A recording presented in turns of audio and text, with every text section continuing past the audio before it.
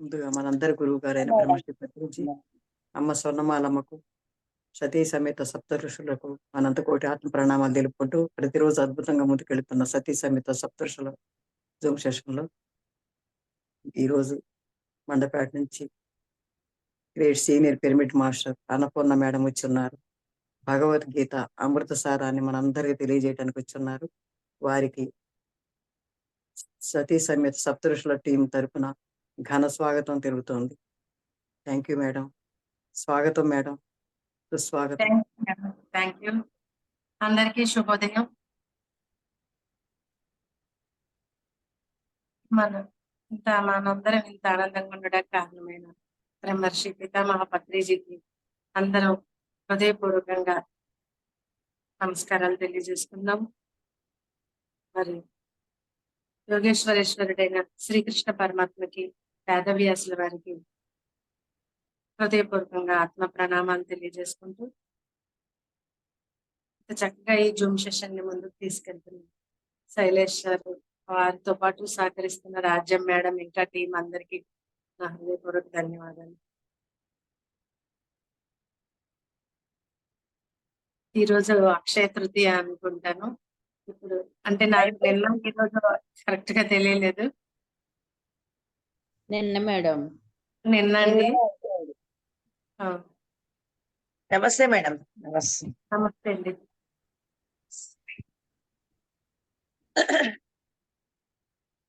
నాకు ఇక్కడ 3 రోజులు క్లాసెస్ ఉన్నాయి. అందు గురించే నేను నిన్న క్లాస్ కి అటెండ్ అవ్వలేదు.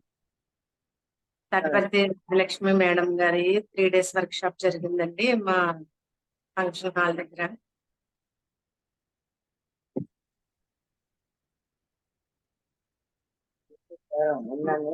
రోజులు అటెండ్ కాలేదు. నా మాట బాగానే వినిపిస్తుందా? వినిపిస్తుందండి. మేడం క్లాస్ లేదా అని అడిగారండి నిన్న. ఏంటండి? మేడం క్లాస్ లేదా ఇవాళ అని అడిగారండి. ఇవాళ లేదు మేడం క్లాస్, నిన్నటితో అయిపోయినాయి. కాదండి, నిన్న మీరు రాలేదు కదా, మీ క్లాస్ మీరు రాలేదు కదా. అన్నపూర్ణ మేడం భగవద్గీత లేదా ఇవాళ అని అడుగుతున్నారండి అంటున్నా. నిన్న అడిగారా? Okay madam. అలవాటు అయింది కదండి, శుక్రవారం, శనివారం, ఆదివారం మీరు.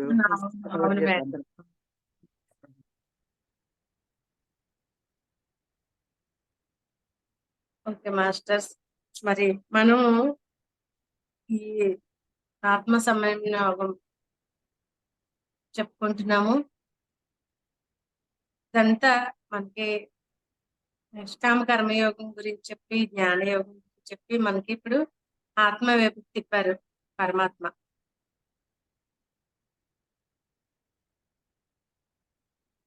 ఉత్తరేది ఆత్మనాత్మానం ఆత్మావసాదీయ తాత్మైవ ఆత్మనో బంధురాత్మైవ రిపురాత్మనం.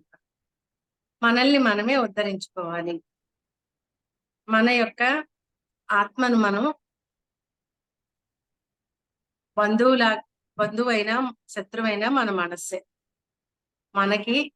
మనల్ని మనం ఉద్ధరించుకోవడం అంటే మన దేహాన్ని ఉద్ధరించుకోవడం కోసం చెప్పలేదు. ఇది ఆత్మోద్ధరణ. ఉద్ధరేత్ ఆత్మదాత్మానం అన్నాడు. అంటే మన ఆత్మను మనమే ఉద్ధరించుకోవాలి. దేహాన్ని మన పెళ్ళయ్యే వరకు, ఎదిగే వరకు తల్లిదండ్రులు చూసుకుంటారు. దేహానికి అవసరమైన పోషణ, అలాగే తర్వాత భర్త, ఇలాగా భర్తకి, మగవారికి భార్య సహకారం. ఈ దేహాన్ని ఉద్ధరించుకోవడానికి ఇలా భౌతికంగా ఉన్న బంధుమిత్రులు, మన బంధాలు సహకరిస్తాయి. కానీ ఆత్మను మాత్రం ఎవరి ఆత్మను వారే ఉద్ధరించుకోవాలి. మన ఆత్మని ఉద్ధరించుకోవడానికి సహకారం ఇస్తారు. ఎలాగా అంటే మన సాధన చేసుకోవడానికి వాళ్ళు సహకరించాలి. మనల్ని ఇబ్బంది పెట్టకుండా, ఏమీ డిస్టర్బెన్స్ లేకుండా మనకి సహకరించాలి కుటుంబ సభ్యులు. కాకపోతే సాధన అనేది మనమే చేసుకోవాలి. మనం సాధన మొదలు పెడితే వాళ్ళు సహకరిస్తారు. మనం ఈ ఆత్మోద్ధరణ వైపు అడుగులు వేస్తే అప్పుడు మన ఎనర్జీస్ మారి మన కుటుంబ సభ్యుల సహకారం మనకు అందుతూ ఉంటుంది. అసలు మనం సాధనే చేయకుండా మనకు సహకరించట్లేదు అనుకుంటే మన పొరపాటే అది. అందుకని మన ఆత్మని మనమే ఉద్ధరించుకోవాలి.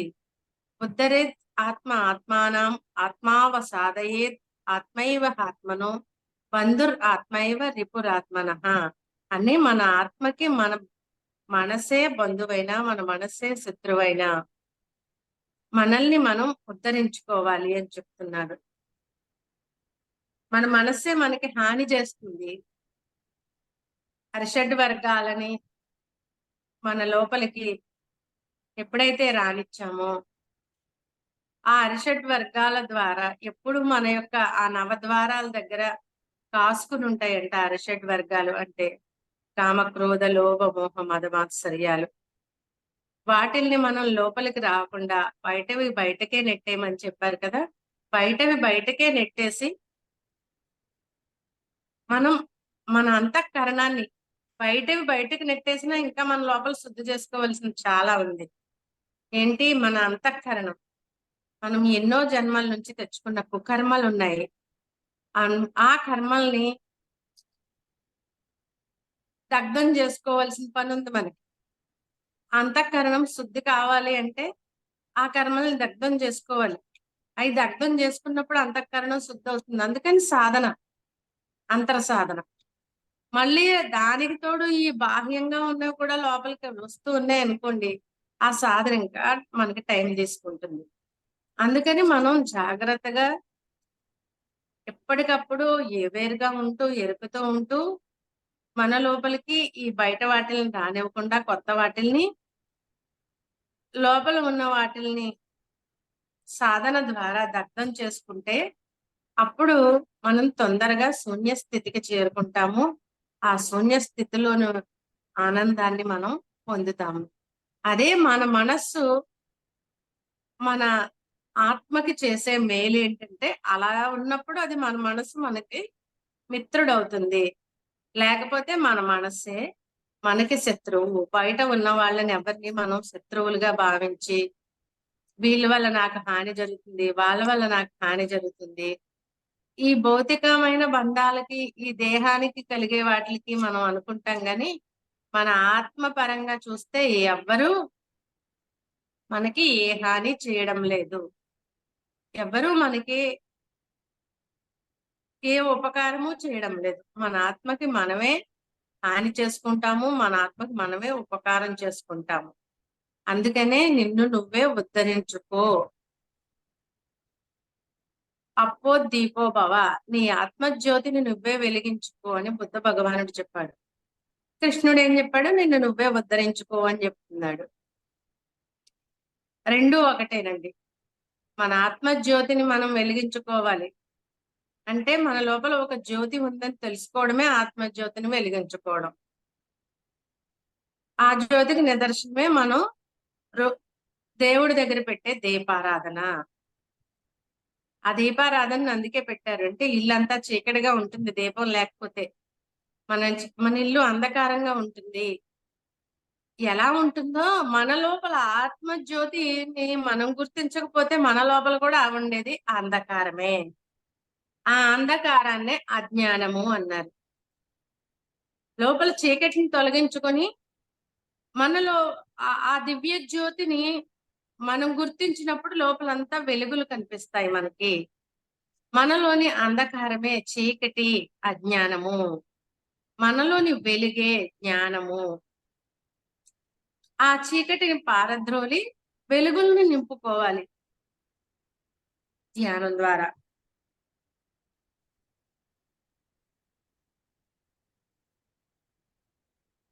ఇంకొక శ్లోకం చూద్దామండి. 6వ శ్లోకం.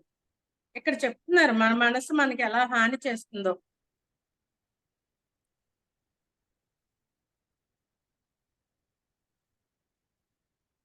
బంధురాత్మాత్మనస్తస్య ఏనాత్మైవ ఆత్మనా జితః అనాత్మనస్తు శత్రుత్వే వర్తేతాత్మైవ శత్రువత్.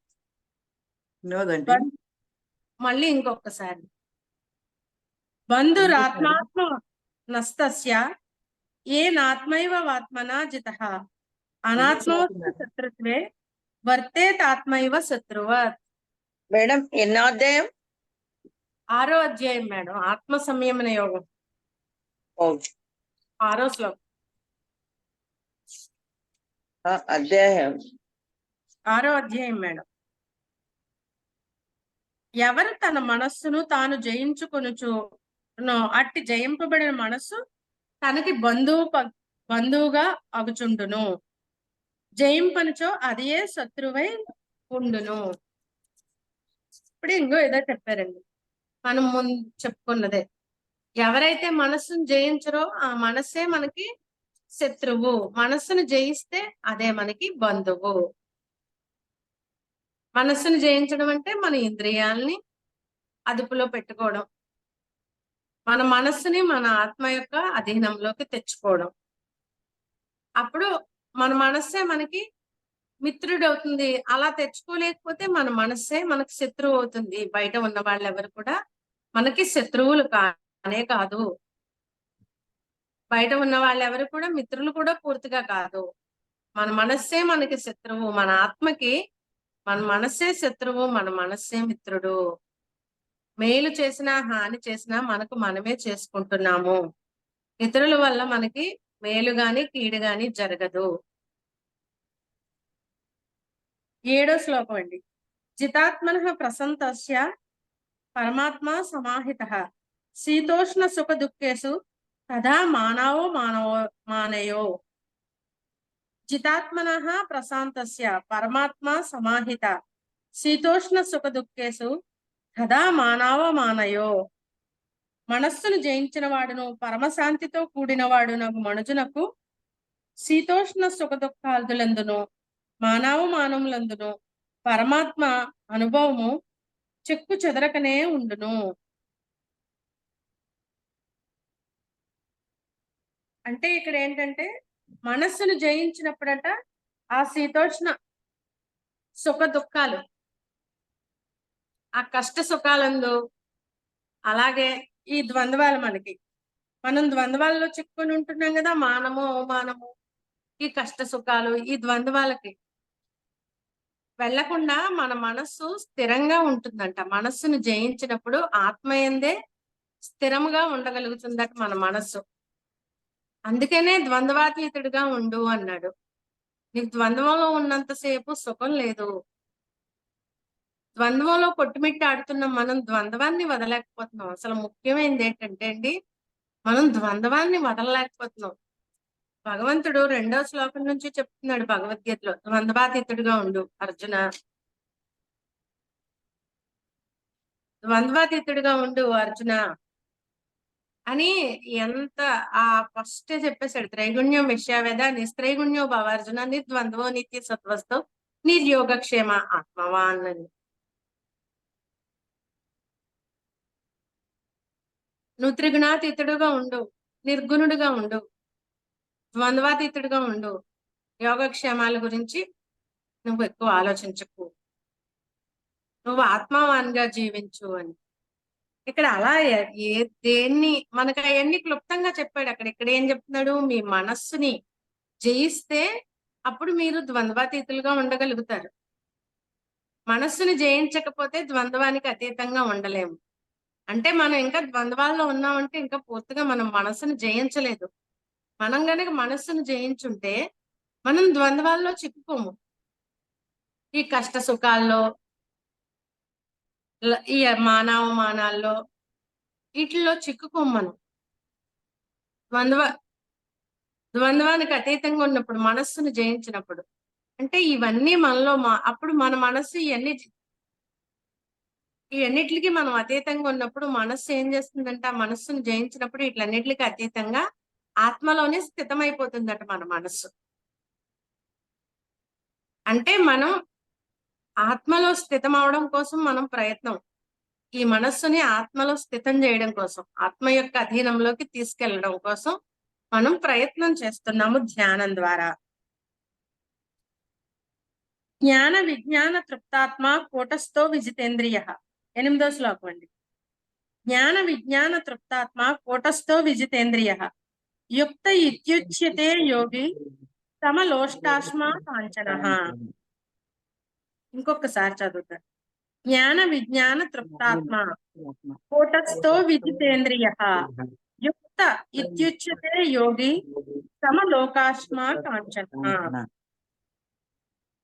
జ్ఞానము విజ్ఞానము. జ్ఞానము అంటే ఒకసారి తాత్పర్యం చదువుకుందామండి. శాస్త్ర జ్ఞాన అనుభవ జ్ఞానములచే తృప్తి నొందిన మనస్సు గలవాడు, నిర్వికారుడును, ఇంద్రియములను లెస్సగా జయించిన వాడును, మట్టిగడ్డ రాయి బంగారము అను మూడింటిని సమముగా చూచువాడును అగు యోగి యోగారూఢుడని, అంటే ఆత్మానుభవం కలిగిన వాడని చెప్పబడుతుందంట. శాస్త్ర విజ్ఞాన జ్ఞాన విజ్ఞానములచే తృప్తి నొందడం. మనం జ్ఞానము అంటే మనము పండిత జ్ఞానము అన్నారు కదా, అంటే పుస్తకాల నుంచి మనం తెలుసుకునే జ్ఞానం, స్వాధ్యాయం ద్వారా మనం తెలుసుకునే జ్ఞానం. విజ్ఞానము అంటే అనుభవ జ్ఞానం. ఆత్మ ద్వారా, సాధన ద్వారా మాత్రమే అనుభవ జ్ఞానం అనేది మనకు వస్తుంది. ఈ రెండూ ఉండాలి. స్వాధ్యాయం ద్వారా శాస్త్ర విజ్ఞానము ఉండాలి, శాస్త్ర జ్ఞానము ఉండాలి, అలాగే ఆత్మ విజ్ఞానం కూడా ఉండాలి, ఆత్మానుభవ జ్ఞానం కూడా ఉండాలి. అప్పుడే మనకు తృప్తిగా ఉంటుందట, ఆత్మ తృప్తిని పొందుతుందంట. రెండు జ్ఞానాలు కలగాలి. అందుకని మనం గురువు గారు ఏం చెప్పారు? స్వాధ్యాయం చేయమన్నారు, ధ్యానం చేయమన్నారు. ఈ రెండు ఉంటే, సమంగా ఉంటేనే మన లోపల ఆ తృప్తి ఉంటుందంట ఆత్మకి. జ్ఞానము ఉండాలి, విజ్ఞానము ఉండాలి.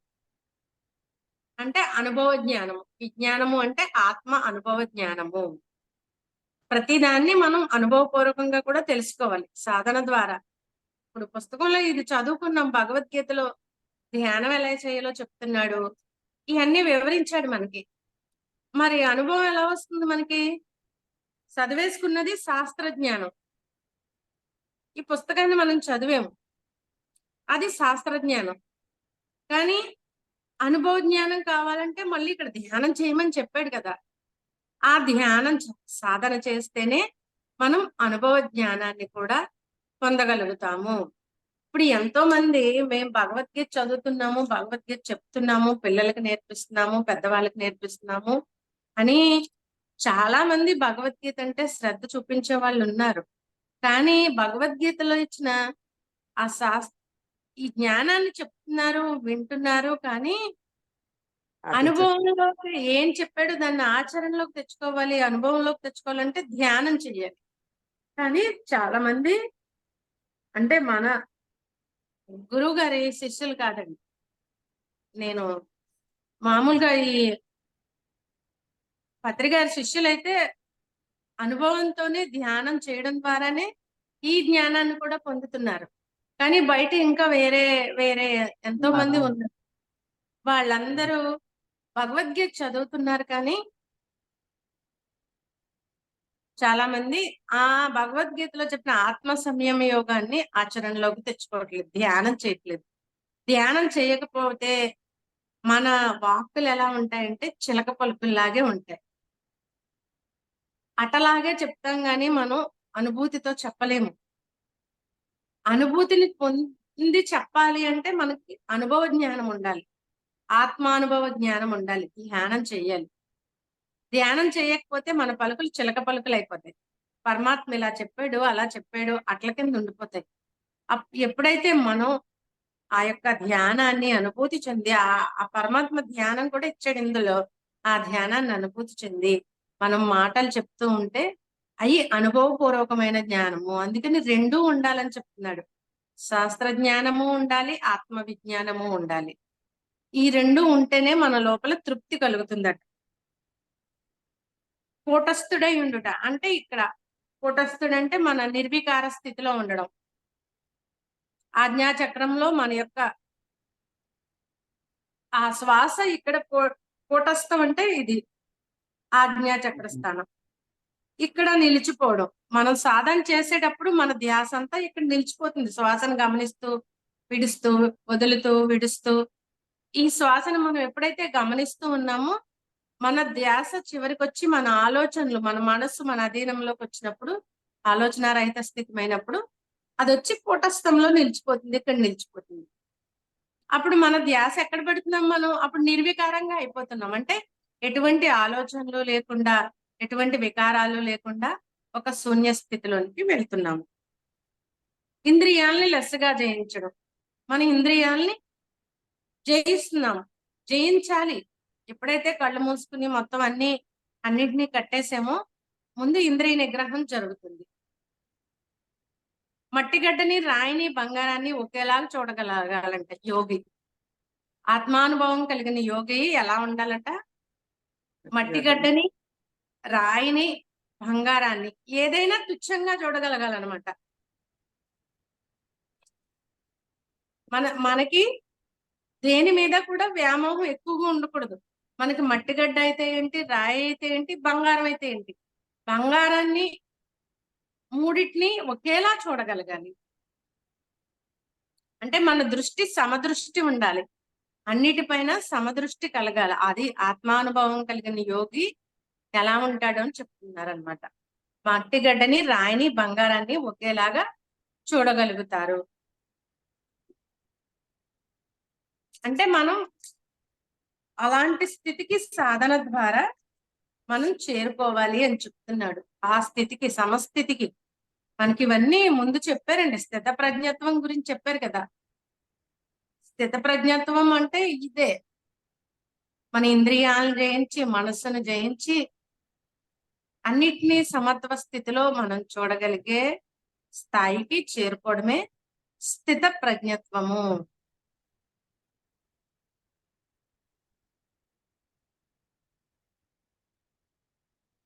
పదకొండో శ్లోకం అండి, 11, 12. శుచౌ దేశే ప్రతిష్టాస్య స్థిరం ఆసనమాత్మనః నాత్యుచ్చిత్రం నాతి నీచం చేలా జనకుశోత్తరం. శుచౌ దేశే ప్రతిష్టాప్య స్థిరమాసనమాత్మనః నాత్యుచ్ఛ్రితం నాతి నీచం చేలా జనకుశోత్తరం. తర్వాత 12వ శ్లోకం. తైత్రకాగ్రం మనఃకృత్వా యత చిత్తేంద్రియ క్రియా ఉపవిశ్వాసనే యజ్ఞోద్యోగమాత్మ విశుద్ధయే. తైత్రకాగ్రం మనఃకృత్వా యత చిత్తేంద్రియ క్రియ ఉపవిశ్వాసనే యుజ్యోద్యోగమాత్మ విశుద్ధయే. ఇక్కడ దీని 2 శ్లోకాలు కలిపి చెప్పారనమాట. శుచౌ దేశే ప్రతిష్టాప్య, మనం ఉండే ప్రదేశము, మన సాధనకు కూర్చునే ప్రదేశము శుచిగా, శుభ్రంగా ఉండాలి. మన ఇల్లు, మన వాతావరణం ఎలా ఉంచుకోవాలి? మనం ఎప్పుడు శుభ్రంగా ఉంచుకోవాలి, శుచిగా ఉంచుకోవాలి. అటువంటి ప్రదేశంలో కూర్చుని మనం సాధన చెయ్యాలి అని చెప్తున్నారు. ఎక్కడికి వెళ్ళిపోక్కర్లేదు.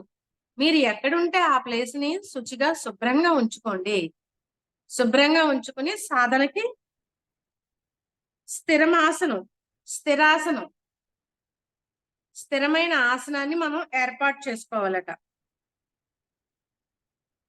అంటే ఇప్పుడు మనం పూర్వం ఏం చేసేవారంటే ఒక జంక చర్మం, పులి చర్మం వేసుకుని దాని మీద ఒక పీట వేసుకుని, అంటే ఆ పీట నీ ఎత్తు కాకుండా, ఎత్తు అయితే నువ్వు పడిపోతావు, అందుకని సమంగా వేసుకో, పల్లవైనా ఇబ్బంది, ఎత్తైనా ఇబ్బంది, అందుకని చక్కగా మెత్తగా ఉండేలాగా దాని మీద దర్బలు వేసుకుని సాధనకి ఉపయోగించుకునేవారు ఋషులు. ఇప్పుడు మనం స్థిర సుఖాసనం అన్నాడు పతంజలి మహర్షి. పతంజలి మహర్షి చెప్పినట్టుగా మనం స్థిర సుఖాసనంలోనే మన గురువు గారు మనకు అలవాటు చేశారు. మనకి ఎక్కడ చక్కగా శరీరానికి ఇబ్బంది కలగకుండా ఉండాలి. ఎందుకంటే ధ్యానం చేసేటప్పుడు ముఖ్యమైనది, అతి ముఖ్యమైనది మన దేహానికి ఎటువంటి ఇబ్బంది కలగకుండా ఉంటేనే ఈ దేహం కూర్చొనిస్తుంది. లేకపోతే ఈ దేహం వెళ్ళి మనసుకి సందేశాలు పంపుతుంటుంది, ఆ మనసు మనల్ని కుదురుగా ఉండనివ్వదు. ఈ దేహాన్ని చక్కగా ఉంచితే మన మనస్సు కూడా చక్కగా ఉంటుంది. మరి ఎందుకంటే బయట వాటిని రాకుండా ఇంద్రియాలను అయితే మనం కంట్రోల్ చేసేసామండి. బయట ఎటువంటి విషయాలు కూడా మనకు చేరకుండా కళ్ళు మూసేస్తున్నాము, చెవులు పట్టించుకోవు, నోరు మాట్లాడటం. అందుకని మనకు బయట విషయాలతో సంబంధం లేదు ఇక్కడ. ఇంద్రియాలు బానే ఉన్నాయి, మనస్సు ఇంక బయట విషయాల జోలికి వెళ్ళదు. కానీ మన దేహం ఉంది కదా, దేహానికి నొప్పి కలిగితే మళ్ళీ మనస్సుకు సందేశాలు వెళ్తాయి. కుదురుగా ఉండనివ్వదు అనమాట. దేహానికి నొప్పి కలిగినా మన మనసు కుదురుగా ఉండేవదు. అందుకని దేహానికి నొప్పి కలగకుండా మనకి స్థిరంగా సుఖముగా ఎక్కడ కూర్చుంటే, కిందన ఒక క్లాత్ వేసుకుని కూర్చుంటామా, ఒక కుషన్ వేసుకుని కూర్చుంటామా, లేకపోతే సోఫాలో కూర్చుంటామా, ఎలా కూర్చున్నా మనకి దేహానికి నొప్పి కలగకుండా మనం చూసుకుని స్థిరమైన సుఖమైన ఆసనంలో కూర్చోమని పతంజలి మహర్షి చెప్పారు. అదే మన పత్రిజీ మనకి బోధించారు. మనం స్థిర సుఖాసనంలో కూర్చోవాలి.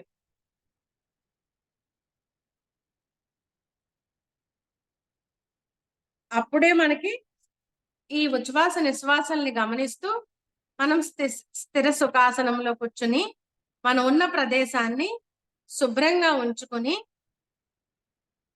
మనం సాధనకి సిద్ధం అవ్వాలన్నమాట. లేకపోతే మన వాతావరణం శుద్ధంగా లేదనుకోండి, చికాగ్గా అనిపిస్తుంది మనకి. కొంచెం చక్కగా నీట్ గా ఉంచుకుని, మన ఇంట్లో రూమ్ లో నీట్ గా ఉంచుకొని కాస్త కర్పూరం జల్లుకుని, మనకి ఇంకా అవకాశం ఉంటే కాస్త సాంబ్రాణి పొగేసుకుని కూర్చున్నాం అనుకోండి, ఇంకా బాగుంటుంది. మనం ధ్యానం చేస్తున్నామని ఆ యోగులు, ఆ సప్త ఋషులు, ఆ పరమ గురువులు అందరూ కూడా మనం ధ్యానం చేసే ప్లేస్కి వస్తారు. ఆ సువాసనలకి, సుగంధ భరితమైన వాసనలు, కర్పూరం జల్లాలి. ఇంట్లో కర్పూరం జల్లుకుంటూ ఉండాలి. మనం సాధన చేస్తూ ఉంటాం కదా, అలాగే ఎటువంటి దుష్ట శక్తులు మన ఇంట్లో చేరకుండా, ఎటువంటి నెగిటివ్ ఎనర్జీ మన ఇంట్లో లోపలికి రాకుండా సాంబ్రాణి పొగలు వేసుకోవాలి. ఇప్పుడు మనం ధూప్ స్టిక్స్ అందరూ కూడాను అంటే బొగ్గులు రాజేసి సాంబ్రాణి వేసుకోవడం చాలా మంచిదండి. మంచి సాంబ్రాణి దొరుకుతుంది మనకి, గవ్వ సాంబ్రాణి అంటారు. ఆ సాంబ్రాణి తెచ్చుకుని పొడి కొట్టుకుని, కొన్ని బొగ్గులు తెచ్చుకుని మనం ఆ బొగ్గులు రాజేసుకుని సాంబ్రాణి పొగేసుకున్నాం అనుకోండి, ఇల్లంతా ఎటువంటి నెగిటివ్ ఎనర్జీ లోపల లేకుండా ఉంటుందన్నమాట. మన ఇల్లు ఒక ప్రశాంతమైన, పూర్వం నుంచి ఉన్నదే. పూర్వం వేసుకునేవారు సాంబ్రాణి పొగలు, ఎందుకంటే ఇల్లంతా ఫ్రెష్ గా ఉండడానికి, ఎటువంటి నెగిటివ్ ఎనర్జీ లేకుండా పోవడానికి. అలాగా మనం ఇప్పుడు ఏం చేస్తున్నాము, బొగ్గులు తెచ్చుకుని ఇదంతా పొగొచ్చేస్తుంది, ఇల్లు పొగట్టేస్తే. సాంబ్రాణి పొగకేమి ఇల్లు పొగట్టేయవండి మనకి. ఇప్పుడు అంటే ఈ ఇల్లులో బాగా వర్క్ చేయించేసుకుని ప్రతి ఒక్కళ్ళు కూడా ఎంతో బాగా చేయించుకోవడం వల్ల అది పొగట్టేద్దేమో, ఇది మస పెట్టేద్దేమో అని ఆలోచించి సాంబ్రాణి పొగలు వేసుకోవట్లేదు. పూర్వం యజ్ఞాలు, ఇళ్లలోనే యజ్ఞాలు చేసుకునేవారు, హోమం చేసుకునేవారంట. చిన్న చిన్న హోమ పాత్రలు పెట్టుకుని అందులో 4 ఇవన్నీ తెచ్చి వేసుకుని, ద్రవ్యాలు వేసుకుని ఆవు నేతితో హోమం చేసినా కూడా మన ఇల్లంతా చాలా శుచిగా శుభ్రంగా ఉంటుంది. ఏమీ అక్కర్లేదండి, చిన్న పాత్ర పెట్టుకుని, ఇంత ఇంత యజ్ఞ హోమ పాత్రలు ఉంటాయి పెట్టుకుని, మనం ఏ గాయత్రి మంత్రాన్ని ఒక 11 సార్లు, ఒక 21 సారి చదువుకుంటూ కొంచెం ఆవు నెయ్యి వేసినా మన ఇల్లంతా కూడా మంచి పాజిటివ్ ఎనర్జీ ఏర్పడుతుంది. ఇది ఆక్సిజన్ కూడా, ఆవు నేతి వల్ల ఆక్సిజన్ కూడా మన ఇంట్లో ఇంకా రెట్టింపు అవుతూ ఉంటుంది అనమాట. పూర్వం అలా చేసుకునేవారు. ప్రతి ఇంట్లోనూ నిత్యాగ్నిహోత్రం అంటారు కదా, దాన్నే నిత్యాగ్నిహోత్రము. మరి కనీసం సాంబ్రాణి పొగైనా వేసుకోవచ్చు మనం. ఎలాగా, ఇప్పుడు వచ్చే స్టిక్స్ అవన్నీను దీపావళి మందులతో తయారు చేస్తున్నారండి. ఆ వాసన వస్తున్నాయి ఆ స్టిక్స్, ఆ కొన్న స్టిక్స్ కాదు. మనకు అవకాశం ఉంటే ఈ ఆవు పేడతో చేసిన స్టిక్స్ దొరుకుతున్నాయి, కుందులు. అవి కొన్ని ఆవు పేడతో చేసిన కుందులు ఉంటున్నాయి, అందులో సాంబ్రాణి పెట్టి అలాగైనా వెలిగించుకోవాలి ఆ ధూప్ స్టిక్ అటువంటిది. లేదంటే కొంచెం మనం బొగ్గులు రాజేసుకుని, బొగ్గులు కొనుక్కుని ఇంట్లో పెట్టుకుని సాంబ్రాణి తెచ్చుకుని పొడి పట్టుకుని, ఆ సాంబ్రాణితో అయినా కనీసం మనకి వారానికి 2 సార్లైనా ఇల్లంతా సాంబ్రాణి పొగలు వేసుకోవాలి. అప్పుడు మన ఇంట్లో ఎటువంటి దుష్ట శక్తులు చేరకుండా, ఎటువంటి నెగిటివ్ ఎనర్జీ రాకుండా మన ఇంటి లోపలికి ఇల్లంతా కూడా చాలా పాజిటివ్ ఎనర్జీతో మంచి వైబ్రేషన్స్ ఉంటాయి. మన ధ్యానానికి ఎంతో బాగా కుదురుతాయి అన్నమాట. మరి మనం యోగుల వాటికి వెళ్ళినప్పుడు చూడండి, ఆశ్రమాలకి వెళ్తే అక్కడ ఒక విధమైన సుగంధ భరితం వస్తూ వాసనలు వస్తూ ఉంటాయి. మన ఇంటికి కూడా మనం ధ్యానం చేసేటప్పుడు మాస్టర్స్, ఈ సప్త ఋషులు గాని, పరమ గురువులు గాని ఎవరైనా రావాలి మన సాధనకి, మనకి ఎనర్జీని ఇవ్వడానికి అంటే మన ఇల్లు శుచిగా, శుభ్రంగా, సుగంధ భరితంగా మన ఇల్లు ఉండాలన్నమాట. సాంబ్రాణి, కర్పూరం ఈ వీటితో.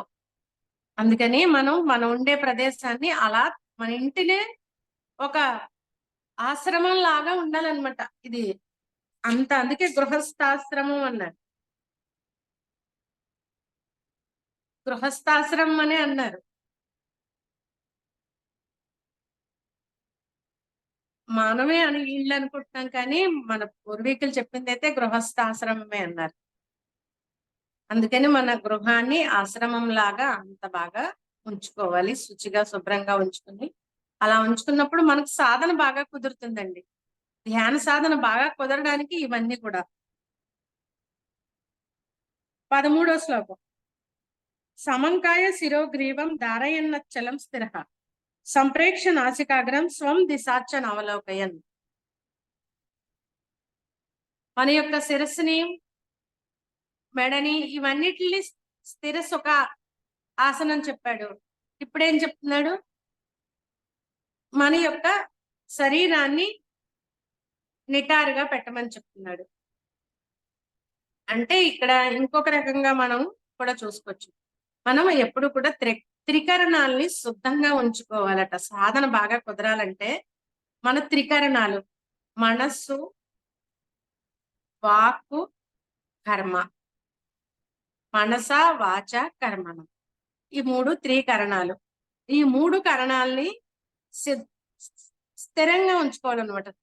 త్రికరణ శుద్ధిగా మనం మనం ఏదైతే ఆలోచిస్తున్నామో అదే మాట్లాడాలి, అదే చెయ్యాలి. అది త్రికరణాలు శుద్ధంగా ఉండడం. మన మనస్సు, మన వాక్కు, మన చేత 3 ఒకటే కావాలి. ఇక్కడ సమం కాయ శిరో గ్రీవం అన్నారు. అంటే మన కాయము అంటే మన చేతలు, శిరస్సు అంటే ఆలోచనలు, గ్రీవం అంటే వాక్కులు. సమం కాయ శిరో గ్రీవం. ఈ 3 కూడా ఒకేలా ఉండాలి. మనం ఏదైతే ఆలోచిస్తున్నామో అది మాట్లాడాలి, ఏదైతే మాట్లాడామో అది చెయ్యాలి. ఈ త్రికరణాల్ని శుద్ధంగా ఉంచుకున్నప్పుడు మనకి సాధన బాగా కుదురుతుంది, ధ్యానం బాగా చేయగలుగుతాం. త్రికరణాలు శుద్ధంగా లేకపోతే మనం ఆలోచించేది ఒకటి, మాట్లాడేది ఒకటి, చేసేది ఒకటి ఉన్నప్పుడు మనకు ఎలా కుదురుతుంది? కుదరదు. మనం చక్కగా ధ్యానం చేయలేము, ధ్యానంలో స్థిరత్వం రాదు. అందుకని ఇలా 2 రకాలుగా, అంటే మీ శిరస్సుని, మొండాన్ని ఇవన్నీ సమంగా ఉంచుకోండి, ధ్యానం చేసేటప్పుడు నిటారుగా ఉంచుకుని ఇలాగా అన్నారు. కానీ మనం ఇలా కూర్చున్నా గానీ మెడలు ఇటు ఇటు ఇటు వాళ్తూ ఉంటాయి. ఆ ఎనర్జీకి తల బరువెక్కిపోయి ఎందుకు వాళ్తుందంటే మన హెడ్ ఇలా వాలిపోయి ఇలా ముందుకు వాలిపోయి ఇలా ఎందుకు జరుగుతుందంటే మనం ఇక్కడ నుంచి ఎనర్జీ తీసుకుంటున్నాము. మన బ్రహ్మరంధ్రం తెరుచుకుని మన ఆలోచనలు పూర్తిగా పోయినప్పుడు, ఆలోచనారహిత స్థితి కలిగినప్పుడు ఏమవుతుంది? మన ఇక్కడ బ్రహ్మరంధ్రం తెరుచుకుని అపారంగా ఆ కాస్మిక్ ఎనర్జీ మన లోపలికి ప్రవేశించేటప్పుడు, అంటే మనం హెడ్ ద్వారానే ఇక్కడి నుంచే కదా మన లోపలికి ఆ కాస్మిక్ ఎనర్జీ వెళ్తుంది. అప్పుడు ఏమవుతుంది? ముందు తల బరువెక్కుతుంది. తల ఎక్కడం మూలంగా ఇలా పక్కకు పడడం, ఇలా పక్కకు పడడం ఇవన్నీ జరుగుతాయి. ఇలా ముందుకు వాలిపోవడం, లేకపోతే వెనక్కి వాలిపోవడం, ఆ కాస్మిక్ ఎనర్జీ తీసుకునేటప్పుడు ఆ బరువుకి మళ్ళీ మనం సరి చేసుకుంటూ ఉంటాము. ఇలా వాలిపోయినప్పుడు మనకే మెడ నొప్పి వస్తుంది కొంతసేపటికి. మళ్ళీ మనం లెవెల్ గా పెట్టుకుంటాము, కానీ ఏదో పక్కకు వాళ్తూ ఉంటుంది. మళ్ళీ లెవెల్ గా పెట్టుకుంటాము. మనం లెవెల్ చేసుకునే ఉంటాము. ఆ వెన్నును కూడా నిటారుగా పెట్టుకున్నప్పుడు, ఎందుకంటే మన యొక్క వెన్నుపూస ద్వారా మనం తీసుకునే ఆ ఎనర్జీ మన లోపలికి, మన యొక్క మూలాధారానికి చేరుకుంటుంది. ఆ మూలాధారానికి ఆ ఎనర్జీ, ఆ కాస్మిక్ ఎనర్జీ, మొన్న ఒక మేడం చెప్పారు, ఎంత బాగా చెప్పారు కదండి. భగవద్గీత గురించి ఎవరో వరలక్ష్మి పూజారి గారు అని క్లాస్ పెట్టారు. ఇందులో మన లోపలికి ఆ శ్వాస మన మూలాధారం మనం గమనించే ఆ శ్వాస మూలాధారం వరకు వెళ్ళి మళ్ళీ మనం తీసుకునే మళ్ళీ మనం ఎలా సహస్రారానికి వెళ్తున్నాము, మళ్ళీ ఆ ఎనర్జీ మన లోపలికి ఎలా వస్తుంది అనేది ఎంతో చక్కగా వివరించారు ఆ మేడము. మరి అలాగా మన యొక్క ఈ శ్వాసక్రియ అనేది జరుగుతూ మనం మళ్ళీ ఆ ఎనర్జీని మన ఆలోచనారహిత స్థితికి వెళ్ళినప్పుడు ఆ ఎనర్జీని మన లోపలికి మన మూలాధారం వరకు ఆ ఎనర్జీ అనేది చేరుకుంటుంది అనమాట. ఈ విధంగా మన సాధనలో జరుగుతుంది. అందుకని కాయము అంటే ఇక్కడ ఇంకొక రకంగా మనం ఏంటంటే ఇక్కడ కూర్చోవడము అనేది ఓకే, శిరస్సు, మొండెము, తల, ఈ మెడని, తలని, ఈ కాయం అంటే మిగిలిన బాడీ, మొండెము, ఈ అన్నిటిని నిటారుగా పెట్టుకుని ఇలా సమంగా కూర్చోమని చెప్పారు. అది మన యొక్క ఈ మొండెము అంటే, కాయము అంటే చేతలు, అంటే మనం చేతుల ద్వారా చేతలు మన పనులు చేస్తాం కదా బాడీతో. ఇదంటే వాక్కు, విశుద్ధ వాక్కు. శిరము అంటే ఈ ఆలోచనలు, మన ఆలోచనలు, మన మనసు, మన మాటలు, మన చేతలు. అంటే ఈ మనం ఎప్పుడు త్రికరణ శుద్ధిగా జీవించడానికి ప్రయత్నం చేయాలి. ఏది ఆలోచిస్తున్నామో దాన్నే మాట్లాడాలి, ఏది మాట్లాడుతున్నామో అదే చెయ్యాలి. ఆచరణ. భగవద్గీత చెప్పింది కూడా ఆచరణ. మనం ఈ ఆచరణాత్మకంగా మనం జీవించడం ద్వారా కూడా తొందరగా మనం ధ్యాన స్థితులకు వెళ్ళగలుగుతాం. ప్రతిదీ మనం విని తెలుసుకున్న దాన్ని మనం ఆచరణలోకి తెచ్చుకున్నప్పుడే మన సాధన ఇంకా ఇంకా బాగుంటుంది. ఎన్ని గంటలు సాధన చేసాం అనేది కాదు. మీరు గంటే చేయండి, 2 గంటలు చేయండి, 3 గంటలు చేయండి. మిగిలిన సమయాన్ని కూడా మనం ఏదైతే తెలుసుకున్నామో ఆ విధంగా ఆచరణాత్మకంగా జీవించడానికి ప్రయత్నం చేసినప్పుడు ఈ గంట సమయము మనకి 10 గంటల ధ్యానంతో సమానం అయిపోతుంది. ఎందుకంటే పూర్తిగా ఒక గంట చేసిన ఆ గంటలోనే మనం ఎంతో లీనమైపోతాం. ఈ 3 గంటలు, 4 గంటలు సాధనలు ఇవన్నీ ఎందుకంటే ఆ మనం ఒక గంట సాధన కూడా చక్కగా ఉండేటది. అంటే ప్రయత్నం చేస్తున్నాం అనమాట. ప్రయత్నపూర్వకంగా మన మనస్సుని మన అధీనంలోకి తెచ్చుకోవడానికి అన్నేసి గంటలు సాధన చేయాల్సి వస్తుంది. ఆ సాధన చేస్తూ మనం మామూలుగా కళ్ళు తెరిచి మన భౌతిక ప్రపంచంలో తిరుగుతూ ఉన్నప్పుడు కూడా మనం తెలుసుకున్న దాన్ని ఆచరణలో పెట్టుకోవడానికి, అదే మనసా వాచ కర్మణ అంటే చేతలు, అంటే మనం ఏదైతే తెలుసుకున్నామో దాన్ని మాట్లాడాలి, దాన్ని ఆచరణలోకి పెట్టాలి. ఇప్పుడు మనం విన్నదాన్ని మననం చేసుకుంటూ ఉండాలి. ఏదైతే ఎవరి నుంచైనా ఒక నాలెడ్జ్ విన్నామో దాన్ని మనం ఆలోచనలు అంటే మననం చేసుకుంటూ ఉండాలి. ఆ మననం చేసుకున్న దాన్ని ఏదైతే తెలుసుకున్నామో దాన్ని మాట్లాడాలి. ఎవరికైనా చెప్పేటప్పుడైనా మన వాక్కుల ద్వారా మంచి మాటలు రావాలి. అనవసరమైన చెత్త మాటలు అసలు మనం మాట్లాడకూడదు. ఒకళ్ళ గురించి మనం మాట్లాడకూడదు. అనవసరమైన చెత్త మాటలు మాట్లాడకూడదు. ఏవైతే మనం జ్ఞానాన్ని పొందుతున్నామో ఆ మాటల్ని మనం మాట్లాడాలి. అలాగే మనము జీవించడానికి, ఆచరించడానికి మన కాయ ఇది మనస వాచ కర్మణ త్రికరణాల్ని శుద్ధంగా చేసుకున్నప్పుడు మన సాధన ఇంకా బాగా కుదురుతుందన్నమాట.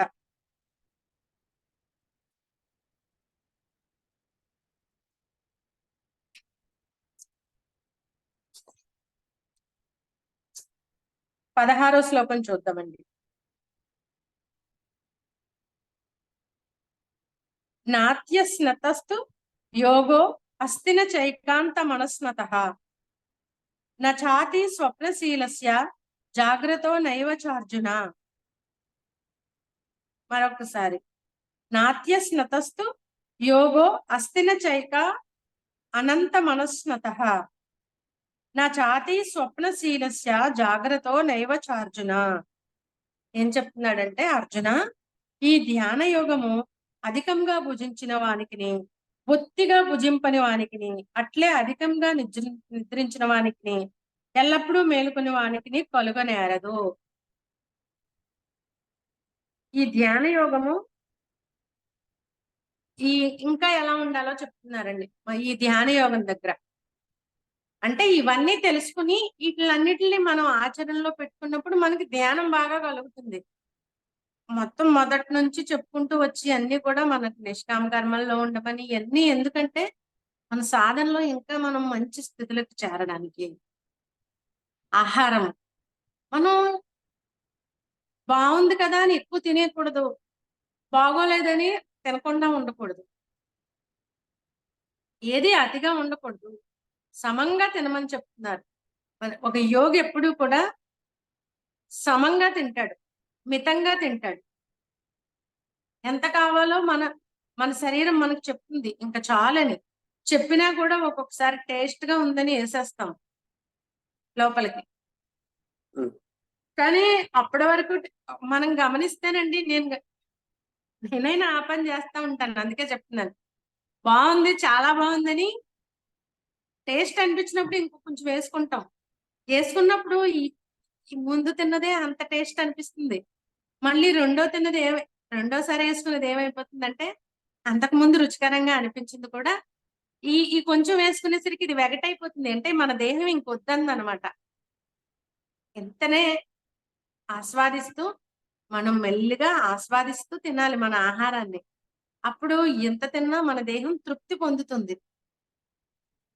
ఆ తృప్తి కలిగినప్పుడు తీసుకోదు, ఇంకొద్దని చెప్పేస్తుంది. మనం ఎరుక లేకుండా ఆహారం తీసుకుంటే టీవీలు చూస్తూ, చాలా మంది ఇప్పుడు టీవీలు పెట్టేసుకునండి టీవీ చూస్తూ తినేస్తున్నారు. ఎంత తింటున్నారో వాళ్ళకే తెలియట్లేదు. ఎక్కువ వెళ్ళిపోతుంది, ఇంత ఆహారం వెళ్ళిపోద్ది. అంటే మనం ఎరుక లేకుండా తినేస్తాం కదా, ఆ టీవీ మీద ఉంటుంది ధ్యాస, సీరియల్ మీదో ఆ ప్రోగ్రామ్ మీదో. దాని మీద ధ్యాస పెడుతూ ఇలా తినేస్తే ఏమవుతుంది, ఎరుక లేదు. ఎరుక లేకపోవడం వల్ల లోపల నుంచి ఏ సందేశం రాదు మనకి. చాలని గాని కావాలని గాని ఏమీ రాదు. తినేస్తూ ఉంటారు, ఇంత తినేస్తారు, తెలియకుండా తినేస్తారు. తర్వాత ఆయాసపడతాం, అది తర్వాత విషయం. అలా తెలియకుండా ఎక్కువ ఆహారాన్ని తినేయడం జరుగుతుంది. ఇప్పుడు చిన్న పిల్లలకి ఏం చేస్తున్నారండి, సెల్ల పెట్టేసి అందులో కార్టూన్ నెట్వర్క్ పెట్టేసి వాడు తింటం లేదని అక్కడ కూర్చోబెట్టేసి కూరేస్తున్నారు, ఇంతంత కూరేస్తున్నారు. వాళ్ళకి పాపం తెలియకుండా ముందు పెట్టినప్పుడు తినరు, కానీ అలా చూపిస్తూ పెట్టినప్పుడు వాళ్ళు ఆ ధ్యాసలో పడిపోయి వాళ్ళు ఎరుక లేకుండా ఈ తల్లి పెట్టే ఇంత పెట్టేస్తుంది తల్లి శరీరానికి దేహానికి బలం వచ్చేయాలని. అసలు వాడికి అదే తిండి అలవాటు అయిపోతుంది, ఎరుకలేని తిండి అలవాటు అయిపోతుంది పిల్లలకి. మనం ఇంత 6 నెలలు పెట్టేటప్పుడు, సంవత్సరం పెట్టేటప్పుడే సెరిలాక్ పెట్టేటప్పుడు ఆ టీవీ ఈ కార్టూన్ బొమ్మలు పెట్టేసి తినిపించేసి ఇలా అలవాటు చేసేస్తే వాడు అది లేకపోతే తినరు. నేను ఎంతో మంది పిల్లల్ని చూస్తున్నానండి, ఆ సెల్ల పెట్టకపోతే తింటలేదు ఇంకా. ఎందుకంటే వాడు అది పెడితే ఆ ధ్యాసలో పడిపోయి ఈ తల్లి ఏం పెడుతుందో తెలియకుండా మింగేస్తున్నాడు ఎరుక లేకుండా. ఇంత దుబ్బలాగా అయిపోతున్నారు పిల్లలు అలా తల్లి పెట్టేయడం వల్ల. ఆ ఎరుక లేకుండా అలా పెరిగిపోతున్నారు అనమాట. తిండి తినేస్తాం అలవాటు అయిపోతుంది. కానీ ఎరుకతో ఆ చిన్న బిడ్డకైనా మనం ఇటు తిప్పి అటు తిప్పి 4 ముద్దలు పెట్టి తినిపించి వాడు చాలు అన్నప్పుడు వదిలేయాలి. పూర్వం చేతికిచ్చే వదిలేసేవారండి పిల్లల్ని. ఒక సంవత్సరం 2 సంవత్సరాలు అయిన తర్వాత వదిలేసేవారట చేతికిచ్చి తినమని. అసలు అదే కరెక్ట్ అని చెప్తున్నారు ఇప్పుడు శాస్త్రజ్ఞులు. ఏం చెప్తున్నారంటే పిల్లలకి అలా ఇచ్చి వదిలేయండి, వాళ్ళకి తినడం నేర్పించాలి మనం. ఎప్పుడు తల్లి పెట్టడమే కాదు, ఇంకెన్నేళ్ళన్నా అమ్మ తినిపిస్తే తింటున్నారు, లేదంటే వాళ్ళు సరిగ్గా తింటలేదు. స్కూల్కి వెళ్ళి బిడ్డ తిండని తల్లి ఇంట్లో ఉండి బాధపడతా ఉంటది. అయ్యో మా పిల్లోడు సరిగ్గా తిన్నాడో లేదో, మా పిల్ల సరిగ్గా తిందో లేదో, నా చేతితో నేను పెట్టుకున్నప్పుడే ఇయ్యే మనం అక్కర్లేని బంధాలు పెట్టుకోవడం. అంటే ఆ బిడ్డకి నేర్పించేది నేర్పించకుండా అన్ని మనమే చేసేయాలనుకుంటాం. వాడెలా నేర్చుకుంటాడు, వాళ్ళకి నేర్పించాలి. అందుకని వాళ్ళ చేతికిచ్చి ఒక సంవత్సరంన్నర 2 సంవత్సరాలు అయిన తర్వాత మన పూర్వీకులు ఏం చేసేవారు అదే చేసేవారు, అలాగే మనం చెయ్యాలి. ఆ బిడ్డకి ఇంత గిన్నెలో ఇచ్చి గత్ర అయితే అవుతుంది. ఇప్పుడు కొంతమంది బాధ ఏంటంటే క్లీన్ చేసుకోలేము, వాళ్ళంతా అంతా జల్లేస్తారు, జల్లేస్తే క్లీన్ చేసుకోవడానికి బాధ. అలాగని 4 అడుగులు తిప్పి తినిపించలేరు, బద్ధకం. అక్కడే కూర్చున్న చోటు నుంచి మనం కదలకుండా తల్లి ఏదో ఒక టీవీలోనో లేకపోతే సెల్లోనో ఈ కార్టూన్ నెట్వర్క్స్ పెట్టేసి కూరేస్తున్నారు. అసలు అటుగా ఎరుక లేకుండా ఆహారం పిల్లలకు పెట్టకూడదు, మనం తినకూడదు.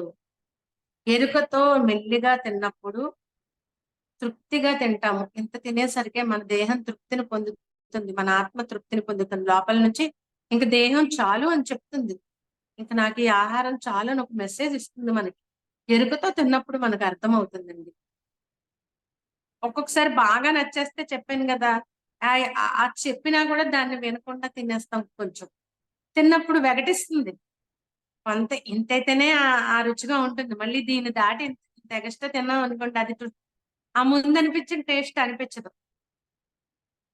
అలా మన దేహాన్ని గుర్తించుకుని మన ఆహారాన్ని మనం తినాలి. అలాగే నిద్ర. ఓ ఓ అతిగా నిద్రపోకూడదు. అలాగని అస్సలు నిద్రపోకుండా ఉన్నా కూడా మనం నీరసం వచ్చేస్తుంది. నిద్రని అతిగా నిద్రపోకూడదు, అసలు నిద్రపోకుండా ఉండకూడదు. అతిగా నిద్రపోతే బద్ధకం వచ్చేస్తుంది, కుంభకర్ణుల్లాగా అయిపోతాం. అలాగని తమో గుణం పెరిగిపోతుంది. అతి నిద్ర, అతి ఆహారము కూడా తమో గుణాన్ని పెంచేస్తుంది మనలోను. అలా తినేసి అలా నిద్రపోతూ ఉంటే ఏమవుతుందండి, తమో గుణం, బద్ధకం, ధ్యానం చేయలేము. ఆహారం ఎక్కువ తీసేసుకున్నప్పుడు నిద్ర ఎక్కువ వచ్చేస్తుంది, బద్ధకం వచ్చేస్తుంది. అప్పుడు మనం ధ్యానం చేయలేము. ధ్యానం చేయడానికి మన శరీరం సహకరించదు. ఎప్పుడైతే మితంగా ఆహారాన్ని తీసుకున్నామో మన నిద్ర కూడా మనం తీసుకునే ఆహారాన్ని బట్టే ఉంటుంది. గమనిస్తే మనం ఎప్పుడైతే మనం మితంగా ఆహారాన్ని తీసుకున్నామో మన నిద్ర కూడా అలాగే ఉంటుంది. ఎంత అవసరమో అంతే నిద్రపోతాం. మనిషికి ఏం చెప్తారంటే ఒక 6 గంటలు 7 గంటలు నిద్ర అయితే ఖచ్చితంగా అవసరమని మన పెద్దవాళ్ళు చెప్పారు. అయితే అంత నిద్రపోతే ఇప్పుడు ధ్యానం చేస్తున్నాం కాబట్టి కానీ 4-5 గంటలు నిద్రపోయినా సరిపోతుంది మనకి. మనం చేసే ధ్యానము 1 గంట ధ్యానము 3 గంటల నిద్రతో సమానం. అందుకని 4-5 గంటలు నిద్రపోయినా సరిపోతుంది ధ్యానం చేసేటప్పుడు. మనం ఆహారం మితంగా తీసుకున్నప్పుడు మన నిద్ర కూడా అలాగే ఉంటుంది. ఎందుకని అతి ఆహారము, అతి నిద్ర 2 కూడా వద్దని ఈ శ్లోకం ద్వారా చెప్తున్నారు. ఇంకా 17వ శ్లోకం. దీంతో మనం క్లాస్ ఆపేద్దాము. యుక్తాహార విహారస్య యుక్తచేష్టస్య కర్మసు యుక్త స్వప్నావబోధస్య యోగో భవతి దుఃఖః. యుక్తాహార విహారస్య మనం ముందు చెప్పుకున్నది. ఆహారము యుక్తంగా ఉండాలి, సాత్వికంగా ఉండాలి. తాత్పర్యం చదివేస్తాను. మితమైన ఆహారము నడత గలవాడును, కర్మలందు మితమైన ప్రవర్తన కలవాడును, మితమైన నిద్ర జాగరణము కలవాడును అగు మనుజునకు యోగమునందు దుఃఖములను పోగొట్టినదిగా అగుచున్నది. అంటే ఆహారం మితంగా, నిద్ర సమంగా, మన విహారం అన్ని సమస్థితిలో ఉన్నవాడికి ధ్యానం యోగము, ధ్యాన యోగమునందు దుఃఖం పోతుందంట. అంటే మనం దుఃఖాన్ని జయించాము అంటే మనం ఇవన్నీ సమానంగా ఉంటే దుఃఖాన్ని జయించినట్లు లెక్క. అంటే మనం ఇవన్నీ సమంగా ఉన్నాయి మన స్థితులన్నీ కూడా. మనకి ఇంకా దుఃఖం వస్తుందంటే మన జీవితంలో మనం సమంగా ఇంకా లేము, ఇంకా ఏదో మార్పు చేసుకోవలసింది ఉంది. ఆహారము విహారము, యుక్తాహారము యుక్త విహారము, యుక్తాహార విహారస్య యుక్త చేష్టస్య కర్మసు. మన యొక్క చేష్టలు, మనం చేసే పనులు ఇవన్నీ కూడా యుక్తంగా ఉండాలని చెప్తున్నారు. యుక్తమైన ఆహారము, సాత్వికమైన ఆహారాన్ని తీసుకోవాలి. మనకి ఇంతకు ముందు చెప్పాడు ఆహారం ఎలా ఉండాలి. ఆహార యజ్ఞంలో ధర్మబద్ధమైన సంపాదనతో కూడిన ఆహారాన్ని తీసుకోవాలి, యుక్తమైన ఆహారాన్ని తీసుకోవాలి. సాత్వికమైన ఆహారాన్ని అంటే మనం మసాలాలు తినకూడదు. మసాలాలు తగ్గించేయాలి ఆహారంలో.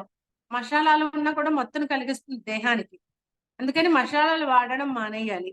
అలాగే వెల్లుల్లి తినకూడదు, అది కూడా మనకి రజోగుణాన్ని కలిగిస్తుంది. కాబట్టి ఎటొచ్చి మాంసాహారం ఇంకా తమో గుణం, అది ఎలాగో వదిలేయాలి.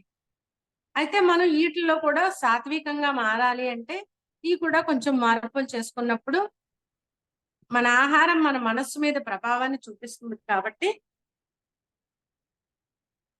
ఆ ఆహారం ద్వారా, మసాలాల ద్వారా మత్తు కలుగుతుంది. ఎప్పుడైనా మనకి ఇష్టమని బిర్యానీ తింటాం, రోజు మసాలాలు వాడనండి, కానీ బిర్యానీ ఇష్టమని ఆ వెజ్ బిర్యానీ చేసినప్పుడు తింటే ఆ రోజు చాలా మత్తుగా అనిపిస్తుంది అనమాట. మత్తును కలిగిస్తుంది అంటే మన సాధనకి ఆటంకం కలిగిస్తుంది. అప్పుడప్పుడు తినొచ్చు, పర్వాలేదు, కానీ మన సాధనకి ఇబ్బంది కలుగుతుంది అనమాట అటువంటి మసాలాలతో కూడిన ఆహారం. అందుకని ఇవి కూడా మనం అదుపు తెచ్చుకోగలగాలి. మసాలాలతో కూడిన ఆహారం. అలాగే వెల్లుల్లి అయితే పూర్తిగా మనం నిషిద్ధం చేయడానికి ప్రయత్నం చేయాలి ప్రతి ఒక్కళ్ళు కూడా. అది మనకి నెగిటివ్ ఎనర్జీని తీసుకుంటుంది లోపలికి. అందు గురించి మన మనస్సు ప్రశాంతంగా ఉండాలంటే, స్థితంగా ఉండాలంటే, స్థిరంగా ఉండాలంటే మనం వెల్లుల్లిని కూడా మన ఆహారంలోంచి తప్పించాలి. అలాగే సాత్వికమైన ఆహారం అంటే శాకాహారం, శుద్ధమైన శాకాహారం తీసుకోవాలి.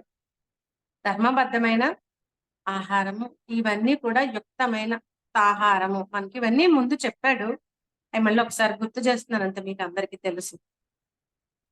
ఆ యుక్తమైన విహారము. మనం వెళ్ళే ప్రదేశాలు కూడా గందరగోళ ప్రదేశాల్లో మనం విహరించకూడదు. ఇప్పుడు ప్రశాంతత కోసమని ప్రతి ఒక్కళ్ళు సండే వచ్చిందంటే ఈ జాబులు చేసుకునే వాళ్ళందరూ కూడా వీక్ అంతా కష్టపడి వర్క్ చేసుకుని వీకెండ్ వచ్చేసరికి సండే పార్క్కి వెళ్దామా, బీచ్కి వెళ్దామా, ఏదో రెస్టారెంట్కి వెళ్దామా, లేకపోతే ఇంకో ప్లేస్కి వెళ్దామా అని వెళ్తున్నారు. కానీ నిజంగా సండేసే బయటకు వెళ్తే అక్కడ ప్రతి ఒక్కళ్ళు అదే ఉద్దేశంతో వస్తారు. అక్కడ మాత్రం ప్రశాంతత ఎక్కడ ఉంది? ప్రశాంతత కోసమని వీకెండ్ బయటకు వెళ్తున్నారు. ఆ వీకెండ్ లో ప్రశాంతత ఎక్కడుంది అక్కడ? ఆ ప్లేస్లన్నీ కూడా క్రౌడ్ తో నిండిపోయి గందరగోళంగా ఉంటున్నాయి. ఓ బీచ్కి వెళ్ళనివ్వండి, ఓ పార్క్ వెళ్ళనివ్వండి, హాలిడేస్ లో అక్కడంతా ప్రశాంతం ఎక్కడుంది? అది కాదట. ఒక ప్రశాంతం అంటే వెళ్ళాలి, మనం కూడా బీచ్కి వెళ్ళాలి, నదీ తీరాల్లో విహరించాలి.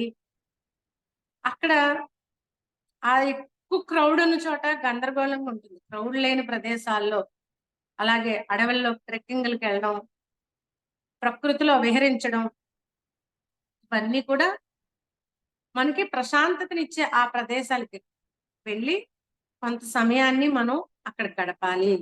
నదీ తీరాల్లో గడపాలి. అలాగే అడవుల్లోకి వెళ్ళాలి, అక్కడ కొంత సమయాన్ని గడపాలి.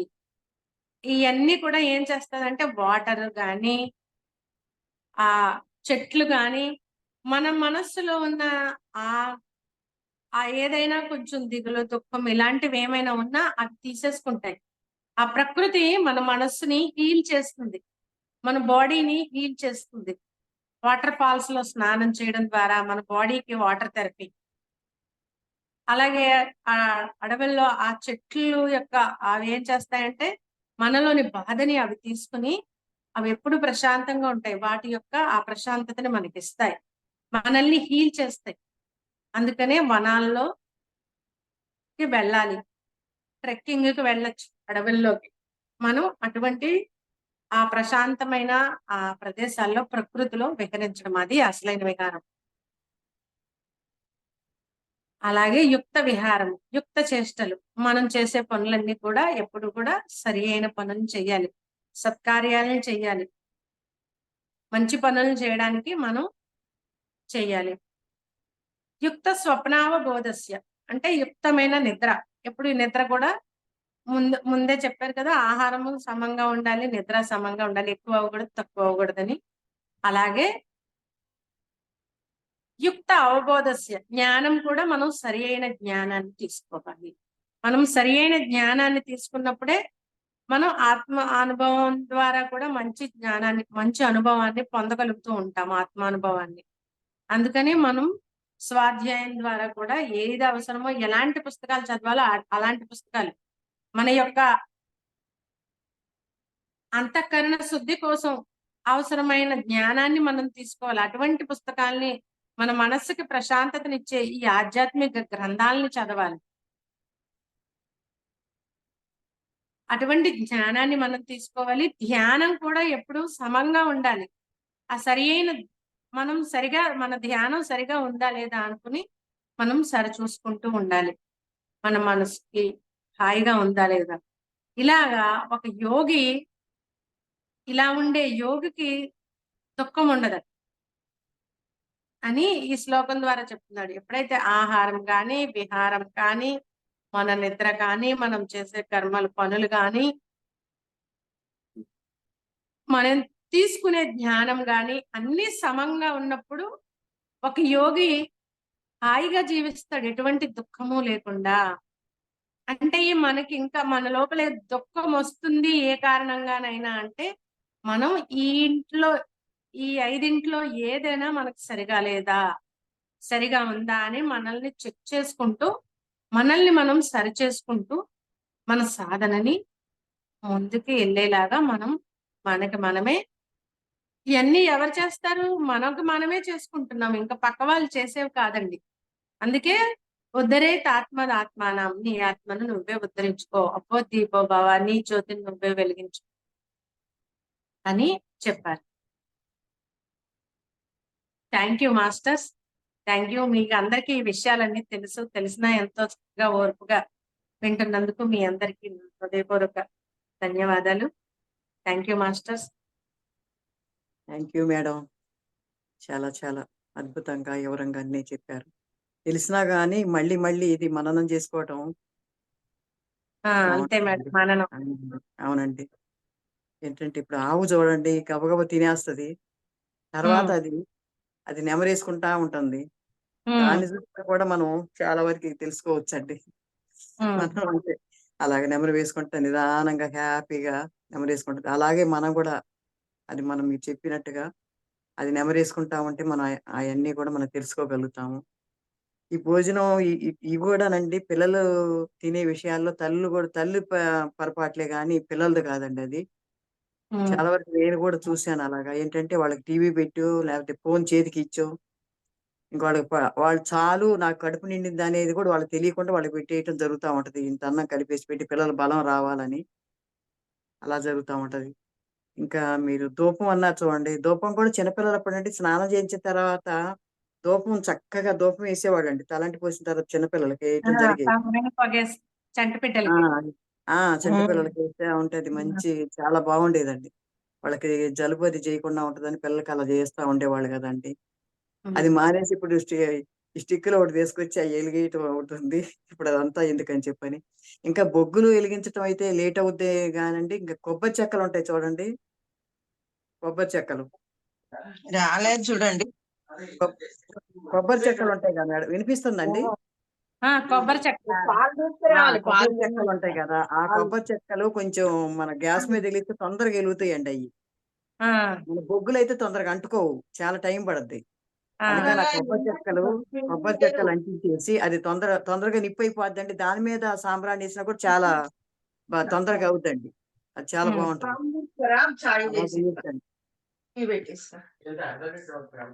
నాగరత్నం గారు ఇప్పుడు వస్తుంది ఈరోజు. అలా చేయొచ్చండి. అది చాలా వరకు ఉపయోగంగా ఉంటది. అది తొందరగా అంటుకుంటదండి. గ్యాస్ మీద కొంచెం వెలిగిస్తే చాలు. అది ఇంకా ఎక్కువ బొగ్గులు అవ్వకుండా తొందరగా మళ్ళీ ఒక ప్లేట్‌లోకి తీసేసి దాంట్లో ఏసుకుంటే బావుంటది. అదొకటండి. ఇంకా పిల్లలకి ఇంకేంటంటే ఈ ఫోన్‌లొచ్చిన తర్వాతే పిల్లలు ఎక్కువ ఆ ఫోన్‌లకి ఏం తింటున్నామో ఏంది అసలు అసలు తినేది వాళ్ళు టేస్ట్ తెలియటానికి ఏమి లేదండి. ఇంక కడుపు నింపుకోవడం ఒకటే గాని అది ఏం తింటున్నామో కూడా తెలీదింకసలు. ఏదో పెట్టారండి యూట్యూబ్‌లో చూసా నేను. నాకు క్యాబేజీ కూరంటే ఇష్టం ఉండదమ్మా అంటున్నాడు పిల్లాడు. నీకదెయ్యంలే అని చెప్పన్నది. ఆ కూర ఎయ్యంలే అన్నది. శుభ్రంగా ఇంత అన్నం కలుపుకొని క్యాబేజీ కూరతోటి కలుపుకొనొచ్చింది. ఫోను పెట్టేత్తే శుభ్రంగా తినేసాడు ఆడు. ఏం తింటున్నాడో కూడా ఇంకా చూసుకుంటా ఉన్నాడు. ఇంకా శుభ్రంగా తినేసాడు ఆడు. క్యాబేజీ పెడుతుందో ఇంకేం పెడుతుందో తెలీదు ఆడికి. అలాగే ఉంటుందండి. అది అది పిల్లలది కాదు తప్పు. తల్లులదే తప్పు. Okay madam. Thank you madam. చాలా చాలా అద్భుతంగా మాకయన్నీ తెలియజేశారు మాకు. అమృత సారాంలాగా. చాలా చాలా ధన్యవాదాలు మేడం మీకు. Thank you. మాస్టర్ మాస్టర్స్ ఇంకెవరైనా మాట్లాడాలనుకుంటే మేడం తోటి మాట్లాడండి అన్మ్యూట్ చేసుకొని. నమస్తే మేడం. చాలా బాగా చెప్పారు మేడం. పిల్లలకి ఫోన్లు కూడా మనమే అలవాటు చేస్తున్నాం. వాళ్ళు తింటారని మనం ఫోన్ ఇస్తున్నాము. తర్వాత వాళ్ళు ఫోన్ ఇస్తే గానీ ఊరుకోమంటున్నారు అనమాట. మనమే అలవాటు చేసాం వాళ్ళకి నిజంగా మేడం. అవన్నీ కూడా ఎరుకుతూ ఉండాలని, ఎలా జ్ఞానం నేర్చుకోవాలన్నది ఎంత బాగా చెప్పారు మేడం. ధ్యాన థ్యాంక్ యూ. స్థితిలో నిజంగా మేడం అలా సుఖ స్థిరాసనంలో కూర్చుంటేనే కూర్చోగలుగుతాం. లేదంటే మన మైండ్‌కి మనసు వెళ్ళి మైండ్‌కి చెప్తది. మైండ్ వెళ్ళి మొత్తం బాడీని అందరిని కదిపేస్తది మేడం నిజంగా. ఆ స్థిర సుఖాసనం చేసుకోవాలి నిజంగా. అది చాలా బాగుంది మేడం. Thank you madam. అన్ని పాయింట్లు నేర్చుకోవాల్సినవి అవగాహన చేసుకుని మేడం ఆచరణలో పెట్టుకోవాలి. అదే. ఇవన్నీ ఎందుకు మన మనం సాధన ఆచరణ బాగా ఉండడం కోసమే. అవును. అంతే భగవద్గీత అంత వివరంగా ప్రతిదీ చెప్తున్నాడంటే చూడండి, పిన్ టు పిన్ ఏది వదలలేదు, వదలకుండా మనకు చెప్తున్నారు. ఇవన్నీ మనం సరి చేసుకుంటూ సాధన చేసుకోవాలండి. అవును మేడం. బాగుంది మేడం. Thank you. అంత థ్యాంక్ యూ మేడం. ఓపెన్‌గా అంత చక్కగా మాకు చెప్పినందుకు మీకు చాలా చాలా కృతజ్ఞతలు మేడం. Thank you. ఓకే అండి. ఇంకెవరండి? జ్ఞానాంబ గారు మాట్లాడతారా? జ్ఞానాంబ గారు, నాగరత్నం గారు,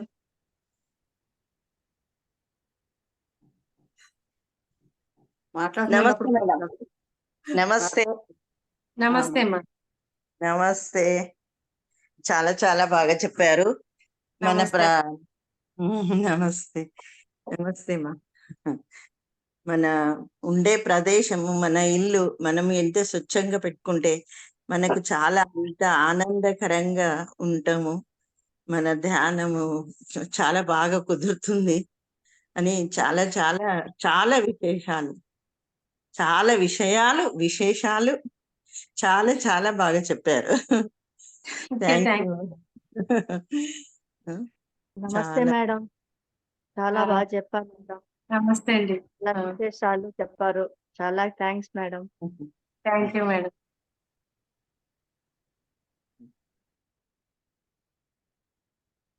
వాళ్ళు అన్మ్యూట్ చేసుకొని మాట్లాడొచ్చండి. మాట్లాడండి. 1 minute. మాట్లాడండి. చాలా బాగా చెప్తున్నావమ్మా నువ్వు. చాలా చాలా చాలా సూపర్ గా, క్లియర్ గా, చాలా బుద్ధిగా, నిదానంగా నిన్ను మెచ్చుకోవాలి. నీకు థ్యాంక్ యూ. చాలా చాలా థ్యాంక్ యూ. నమస్కారం నీకు కూడా. Thank you. ఓకే అండి. Thank you madam. Thank you madam. మాట్లాడండి.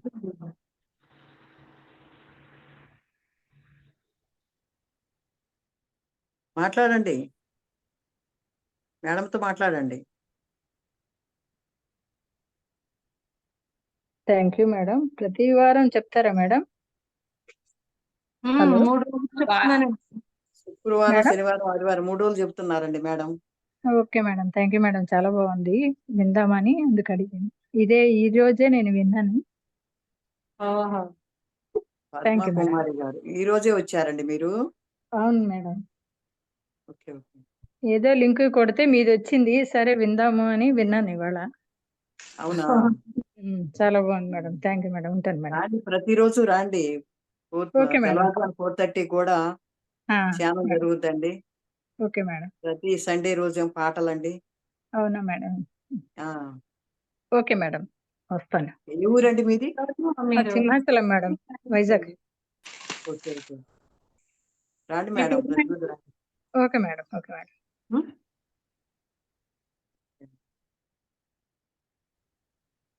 ఎవరండి పద్మా విజయ్ గారు మాట్లాడండి.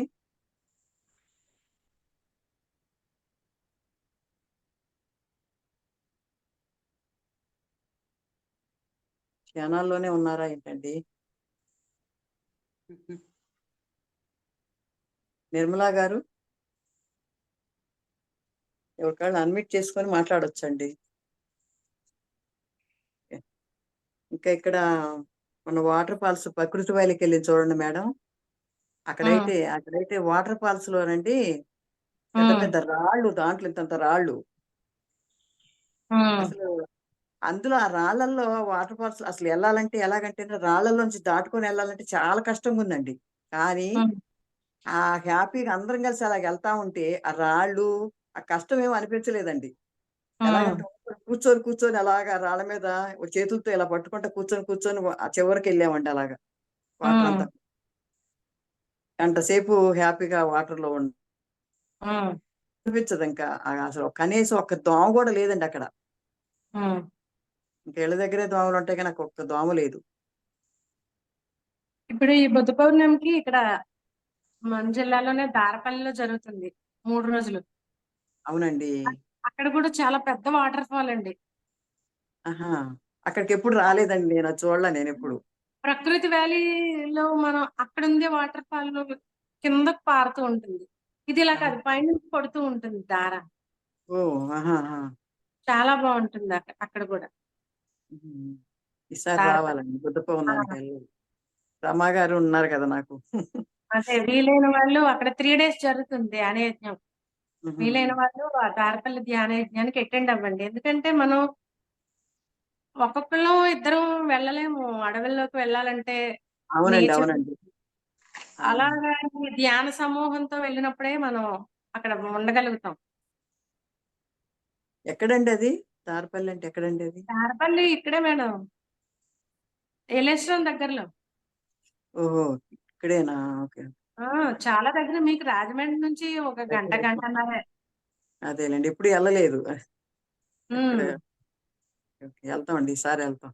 రమా గారు ఉమ్, ఉన్నారు కదా. వెళ్ళండి మేడం. మాస్టర్స్ ఎవరైనా మాట్లాడాలనుకుంటే మాట్లాడండి మేడంతో. ధ్యాన స్థితి నుంచి బయటికి రండి, యోగ స్థితి నుంచి, యోగ నిద్ర నుంచి.